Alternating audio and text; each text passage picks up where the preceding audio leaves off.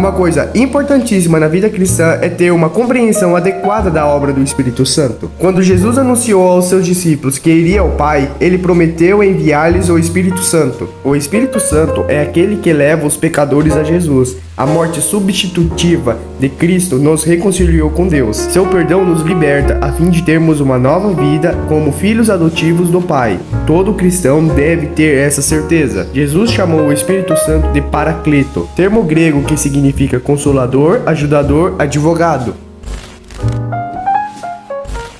Ao buscar convencer a pessoa do pecado, da justiça e do juízo, o Espírito Santo não assume o papel de acusador. Ao contrário, seu ministério em favor do pecador tem como objetivo salvar e redimir. Isso ele faz ao apelar ao nosso coração, na tentativa de levá-lo ao arrependimento. A obra do Espírito Santo em nos convencer do pecado, da justiça e do juízo é imprescindível, porque sozinhos não conseguimos enxergar nosso pecado, já que ele é inerente a nós. Por isso, precisamos do Espírito, para que creiamos em Jesus e vençamos o mal. As pessoas que não se entregam a Jesus não têm uma visão clara do que o pecado realmente é e do quanto ele pode ser destruidor. É o Espírito Consolador quem convence o mundo da verdadeira natureza do pecado.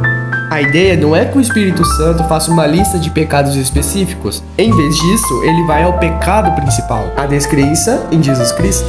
Nossa mais profunda miséria não consiste em nossa imperfeição moral, mas em nosso afastamento de Deus e recusa em aceitar aquele a quem Deus enviou para nos resgatar dessa condição. A questão central de todo pecado é que não cremos em Jesus e, portanto, rejeitamos o único que pode nos salvar do nosso pecado e culpa. Esse é o pecado que coloca o eu no centro das coisas, fazendo com que nos recusemos a crer na palavra de Deus. Somente o Espírito Santo pode abrir nosso coração e nossos pensamentos à grande necessidade que temos de arrependimento e da redenção por meio do sacrifício de Cristo em nosso favor.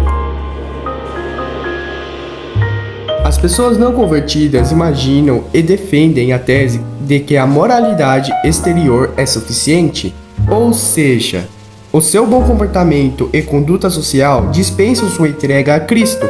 Nesse caso, elas não desejam a justiça de Deus, mas a sua própria justiça. Elas desejam a justiça que procede de suas ações exteriores. Em se tratando de um cristão, isso poderia ser a lei de Deus. Porém, nossa obediência à lei jamais poderá nos justificar diante de Deus. O profeta Isaías descreveu como trapos de imundícia todos os atos de justiça própria das pessoas de sua época. Até mesmo a nossa melhor justiça, motivada pela religião, é, na verdade, o oposto: injustiça. Os melhores esforços do ser humano não podem produzir justiça, mas sim imperfeição. Somente a veste de justiça que Cristo oferece pode vestir alguém na presença divina. Tanto a justiça de Cristo nos é suficiente. Ela atende a todas as exigências da lei de Deus. Ela conta com o Pai. Podemos reivindicá-la unicamente pela fé em Jesus Cristo. Os que confiam inteiramente na justiça de Cristo, olhando para Ele com fé viva, conhecem o Espírito de Cristo e são conhecidos por Cristo. Por meio de seu ministério, o Espírito Santo nos faz sentir a necessidade de buscar a justiça de Cristo como cobertura de nossa vida.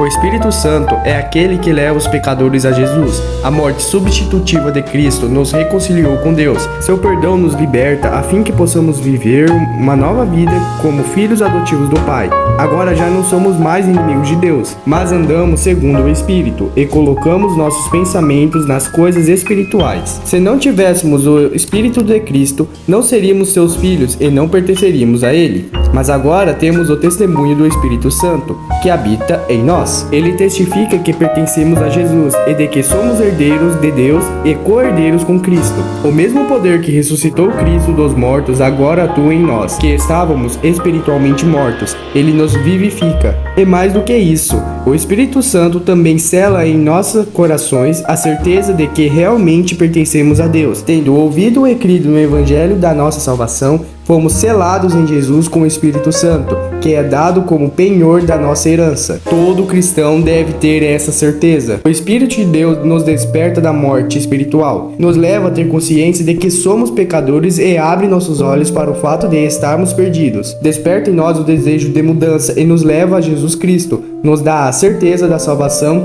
nos mantém fiéis em nossa caminhada com Cristo, nos habilita a fazer a vontade de Deus e nos envolve na missão. Podemos resumir a obra do Espírito Santo dizendo que ele atua em harmonia com o Pai e o Filho para nos salvar.